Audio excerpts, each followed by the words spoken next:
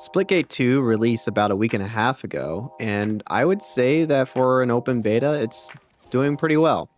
As of recording this video, the player count looks pretty healthy, at least for an open beta of a game that I don't think very many people have heard about. And because it's an open beta, it's free to play.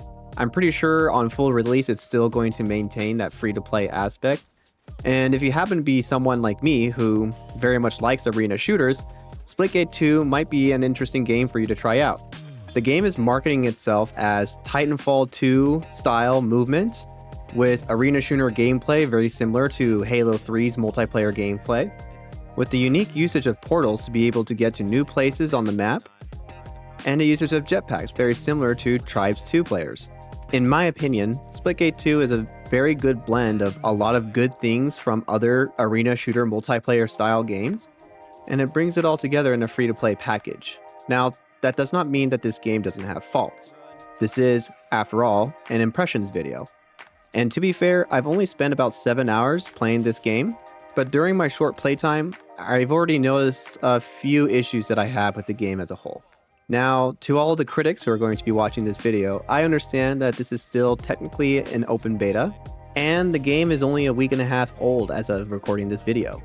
But as this is my impressions video, this is just how I feel about the game as it currently is after having put a little bit of time, but arguably not a whole lot of time into playing the game. Before we get into the details, I would like to once again thank everybody for taking the time to watch this video. And if you like this content, feel free to subscribe to the channel if you want to see more in the future. I like to play a variety of different games from time to time, and I stream on both YouTube and Twitch. So depending on which platform's viewing experience you like the most, feel free to follow or subscribe and tune in whenever I go live. Thank you for your time. Now let's get into the video. As we begin, I love arena first-person shooters. I pretty much grew up with Quake, Tribes, with my favorite arena FPS franchise being Halo. I played a little bit of Splitgate 1 and I remember enjoying it, but also kind of found it lacking in some areas. And I'm very happy that they got the green light to make Splitgate 2, as I definitely feel like it's improved on its predecessor in so many ways. The movement, once you start to figure it out, is very satisfying, and traversing across the map is a breeze. With the inclusion of slides, sprints, and the overall maintaining your momentum, as someone who enjoyed Titanfall 2 back in its heyday, it is nice to see this emphasis on player movement, even if I am very bad at it right now. I can absolutely see that the potential is there, and someone who's going to spend a lot of time figuring out the movement, figuring out the best places to maintain momentum, etc., is going to be an absolute phenom on the map. The gunplay feels okay. Personally, I find it kind of average as far as gunplay goes, with assault rifles, burst rifles, and carbines feeling pretty so-so. And I will admit, I haven't had too much time to play with the shotguns and the SMG, as I wanted to unlock the burst rifle in all three of the factions that are available to play in Splitgate 2. Which, by the way, I think it's pretty awesome that they've introduced new factions in Splitgate. Each faction has a unique ability that differentiates themselves from the other factions and offers a unique playstyle to playing those factions. And I think it's nice that each faction is visibly different from the others, all the way down to their weapons. Although each faction has its own assault rifle, shotgun, carbine, burst rifle, and SMG, each faction's weaponry shoots differently, handles differently, and overall feels different to use from the weapons in the other factions. And while it's cool, after spending a little bit of time playing each faction, I don't really think you can tell that much of a difference. However, what is nice is that each faction does feel uniquely different to play. And it is nice that they even offer 3 different factions for you to try out so that you can find which playstyle you enjoy playing with the most. I guess what I'm trying to say is, personally, I wish there was a few more weapons to choose from, or at least a little bit more of a unique faction identity inside of the game. Hopping between the different factions doesn't really feel like you're doing anything different other than changing the visual model of the weapon that you are currently holding. The only thing that makes them really different is their equipment ability and the ultimate ability that each faction has.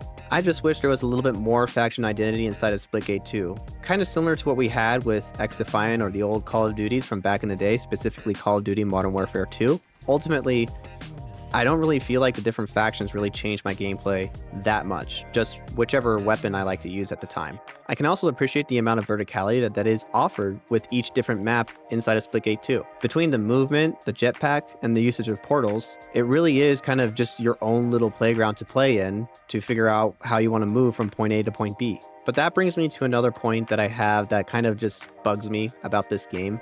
I feel like portals don't really have a purpose as much as I would like them to have. Sure, it can get me from one location of the map to another very, very quickly, but I do feel like, given the pace of the game itself and how everyone moves and flies around across the map, taking the time to set up a portal just feels slow and sluggish.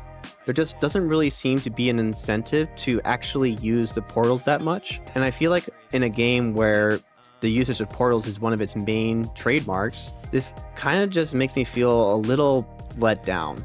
I understand that this is a beta, and perhaps in the future they will come out with other maps that do offer unique angles for portal players, but because everybody just flies around the map at super high speed, again, I just feel like actually trying to set up a good portal to be able to flank a team, it just takes a little bit too long. When if you really nail down the usage of sliding and jetpacks, I feel like you can just move around the map much faster without actually using portals. Plus, it does feel like there's a very, very small map pool. I feel like in today's day and age in 2025, especially with a game that's free to play and plays as quickly as Splitgate 2 does, I guess I just wish that there were more maps to be able to play with, especially more maps with unique modes. Splitgate 2 offers Hot Zone, which is essentially Hardpoint from Call of Duty, or King of the Hill from Halo, Splitball, which is an interesting combination of Oddball and Capture the Flag, as well as Firestarter, which is pretty much just your typical plant the bomb, defend the bomb for X amount of time, and win the round kind of gameplay. It also has Team Deathmatch, but I don't really like the Team Deathmatch mode in this game, mostly because I feel like spawning in this game is kind of weird in Team Deathmatch, whereas it makes more sense in the other modes. One of the other issues that I have with this game is that there's no way to change your controller button layout, like there are in so many other games. I find that so odd that I can't actually change my controls by the looks of it. A little crazy to me. I'd understand if you're one of those players who finds the current button layout just fine, but for me, I kind of like having my buttons in a certain location so that they're easier to press. For example, after playing Halo for so long, I've gotten used to the bumper jumper setup for arena shooters, especially. I understand that the developers don't necessarily want people changing the button layout because we do have our equipment and our portals on the shoulder buttons on most controllers, but I would like the choice to be able to change it if I want to. It's 2025. We should be able to customize our button layouts however we want, just like we would if we're on mouse and keyboard. Heck, I don't even think you can change the inputs on mouse and keyboard currently in Splitgate 2. And that just feels weird to me that this is something that they do not have in the current game.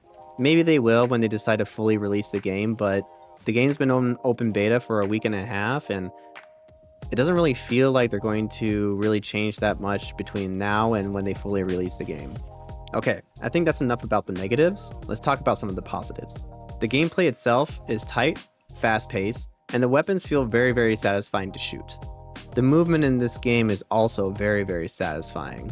Between jumping, sliding, using your jetpack, you can easily glide around the map very, very quickly and surprise players from unique angles. You can go high, low, or you can just stay grounded and run at them. The power weapons feel pretty strong to use as well. The BFB, aka the Bat, is incredibly fun to use, and the sounds that it makes when you actually hit somebody with it, oh my god, music to my ears.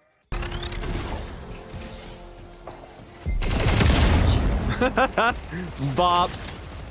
The foobar works just like any other rocket launcher if you've played Halo before, which basically means if you see a bunch of enemies clumped together and you have the foobar in your hand ready to rock, you're going to be smiling from ear to ear once you let the rocket fly. If you want my honest opinion about the power weapons in Splitgate 2, however, the split stream is by far one of my favorites. It absolutely shreds people at close quarters, and also works very well at long-range engagements. The split stream is easily one of the most versatile power weapons to be able to use, as it works in all areas of the game.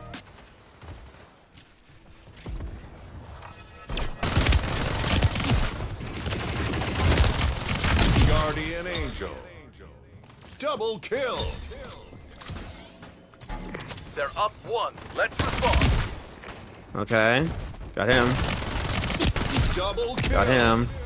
Heating up.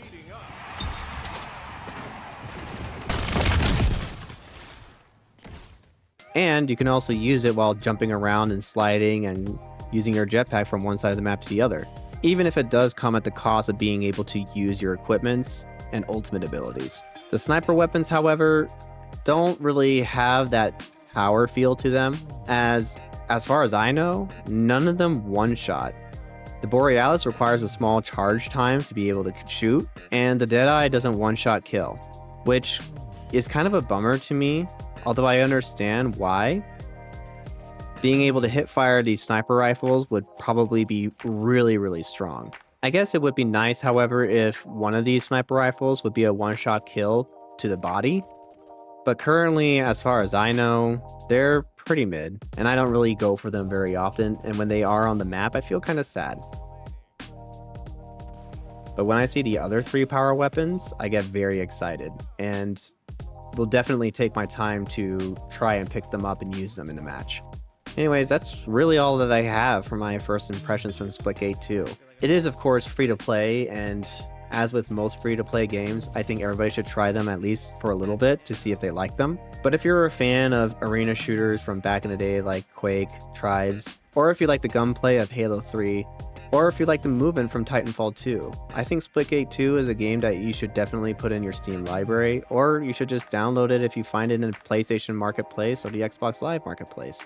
I didn't mention this before, but the game does have crossplay enabled, which is nice because it means that you're always going to be able to find players to play with across all the platforms. So even though I do find this game very fun and very satisfying to play, I do think that this is a game that you're probably going to want to play in short bursts.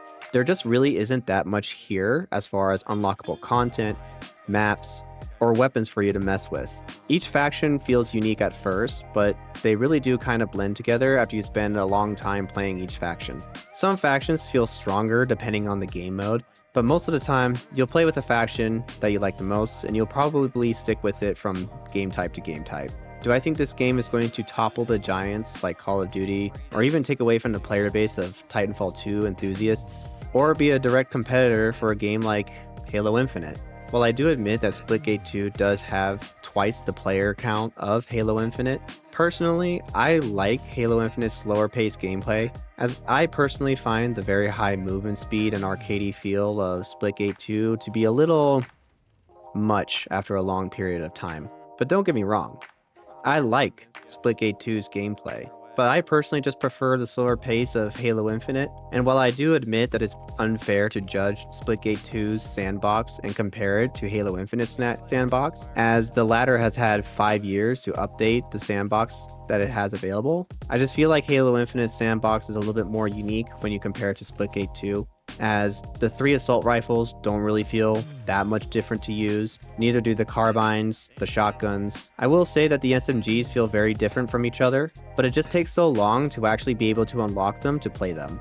You have to be level 22 in each faction in order to unlock the SMG, which I think is a little bit too long, especially given that the SMG is probably the best weapon to use if you're one of those high movement fanatics. Whereas the assault rifle is a little bit better for those who typically prefer more grounded gameplay, and you can absolutely forget using the burst rifle or the carbine if you plan on sliding or using your jetpack in order to get from point A to point B.